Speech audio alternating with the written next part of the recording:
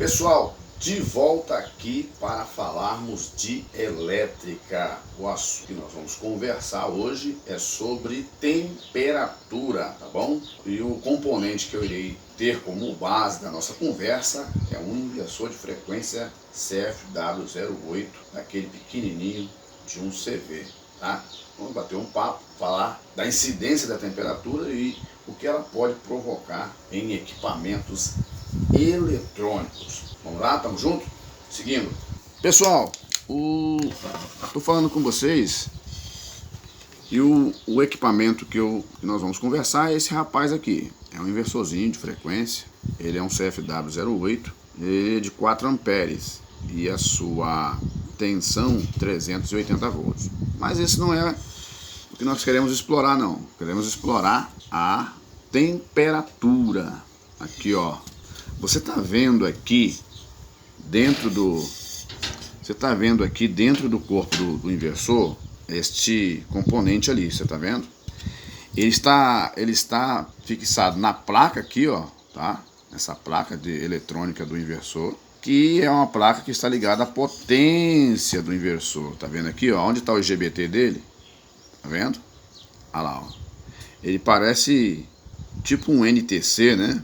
Ele tem uma massa ali, tá vendo, pessoal? A qual ele está mergulhado nela para deixar ele firme. Essa massa é uma massa condutora.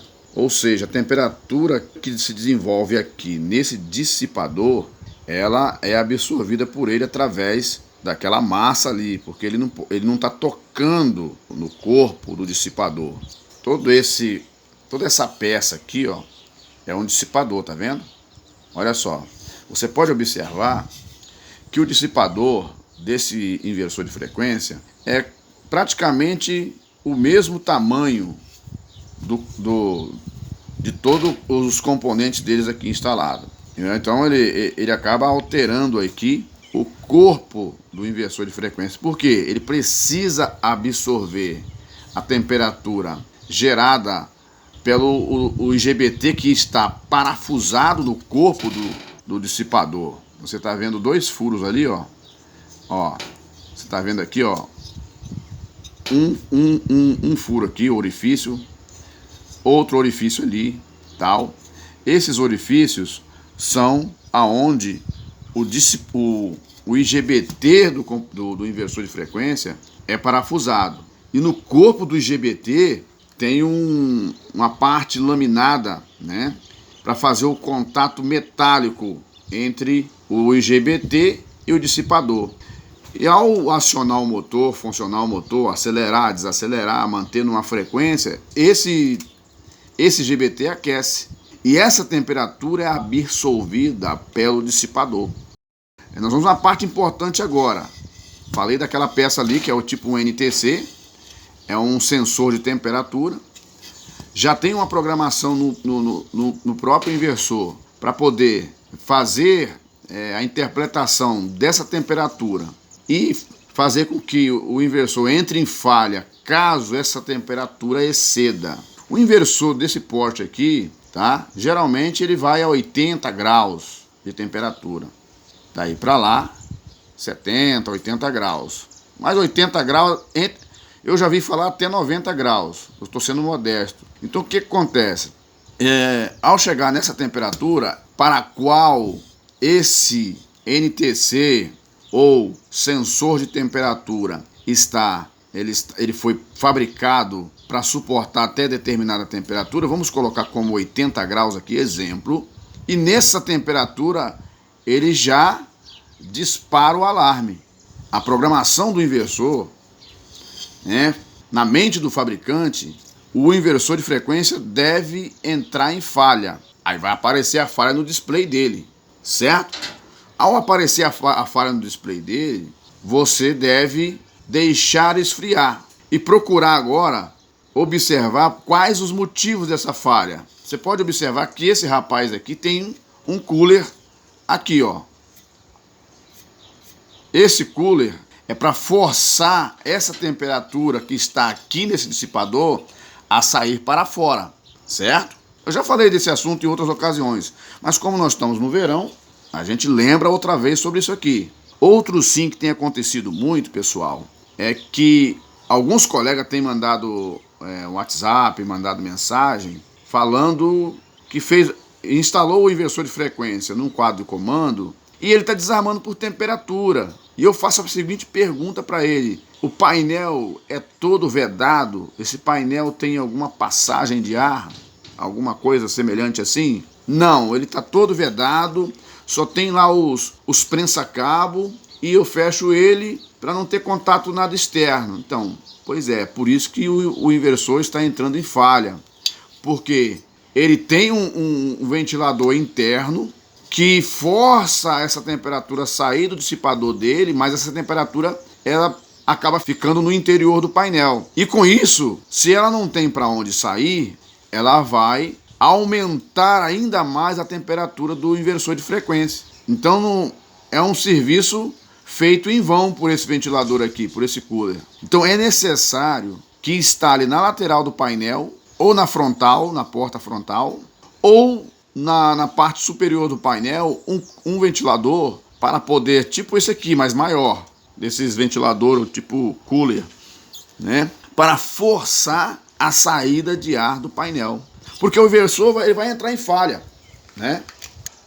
E ao entrar em falha, não adianta você querer rearmar ele novamente. Se o inversor é um componente eletrônico, tem uma programação pré-determinada pelo fabricante, para quando chegar naquela temperatura ele entrar em falha, não adianta você interferir querendo tirar essa falha. Alguns colegas tentam tirar essa falha na programação, só que ele vai aquecer e o IGBT vai saturar e vai queimar, porque os componentes eletrônicos eles não suportam temperaturas elevadas. Então, se o inversor entrou em falha, a programação está conversando: nós não vamos rearmar. A programação está dizendo: nós não vamos rearmar enquanto você, IGBT, não esfriar. Você está quente demais, está com a cabeça quente, e refresca a sua cabeça para depois nós liberar a programação, ou liberar para que você possa habilitar o inversor novamente e retirar a falha. Se você retirar a falha, nós vamos colocá-la de novo. A programação foi feita para isso. Você pode até interferir na programação e tirar a falha, mas você vai prejudicar o inversor. Tem inversores que aceitam tirar a falha, mas eu já presenciei casos, não tem muito tempo, que foi retirada a falha e durou 2, 3 horas só. Um inversor de 200 cavalos corrompeu o IGBT e o conserto ficou muito mais caro ainda. Se a pessoa tivesse tratado a ventilação da sala de CCM, onde fica o painel de comando, teria resolvido o problema. Mas um curioso lá, tentando resolver e dar uma solução de tempo: não, eu preciso produzir. Tirou a falha e anulou a ação da térmica para não provocar falha no inversor. Moral da história: inversor corrompeu, foi para o conserto, e o conserto, e um ventilador que poderia ter resolvido o problema, ou poderia ter chamado o técnico do ar-condicionado, que ficaria mais em conta, terminou pagando R$18 mil no conserto do inversor de R$50 mil. Então é necessário ficar atento nisso e não tentar manipular o funcionamento do componente. Se você fizer isso, você vai aumentar ainda mais a dor daquela empresa, endividá-la ainda mais. Então procure falar: olha, é melhor você ficar parado um pouco, tá? Ventilador igual esse aqui, ó, que tá na sacola, ó. No quadro de comando, tá vendo, ó? Isso aqui é um ventilador de um soft start de um soft start 03 ou 04, tá?